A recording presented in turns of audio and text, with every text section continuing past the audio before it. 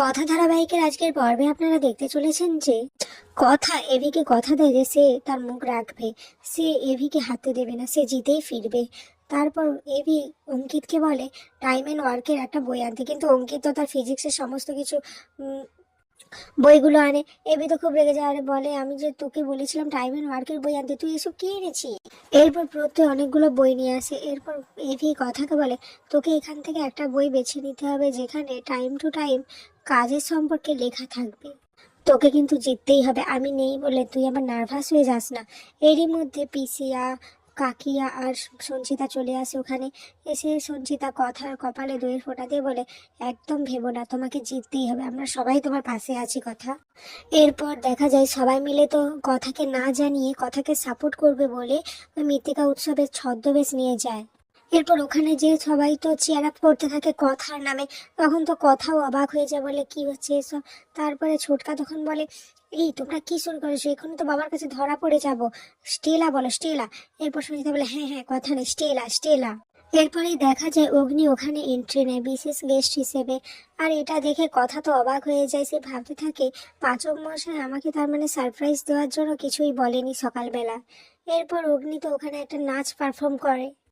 এটা দেখে মান্ডবীও তো এদিকে খুব খুশি হয়ে যায় যে এভি এসছে। এরপর ফাইনাল রাউন্ড শুরু হয়ে যায়। মান্ডবী জাজেসদেরকে দেখাতে থাকে যে সে কি বানিয়েছে, সে হার্বাল চকলেট বানিয়েছে খেজুরের বীজ দিয়ে। তখন এভি এসব দেখে মনে মনে ভাবতে থাকে সবকিছুই তো কথার দেখে টোকা। তবু এভি মুখে তখন বলে এই হার্বাল কফি তো আমাদের টি লাউঞ্জেই পাওয়া যায়, এটা কি সেখান থেকেই আপনি ইন্সপায়ার হয়ে করেছেন? তখন ম্যান্ডি বলে হ্যাঁ, ওরকমই বলতে পারেন। এরপরে জাজেসরা সবাই একটু চকলেটটা টেস্ট করে, এভি টেস্ট করেই বলে এটা তো কেনা চকলেটের মতো, এটা ল্যাবে টেস্ট করা উচিত। এরপর কথা যখন প্রেজেন্টেশন দেয় তখন দেখা যায় একটি পরিবারকে সে স্টেজে নিয়ে আসে।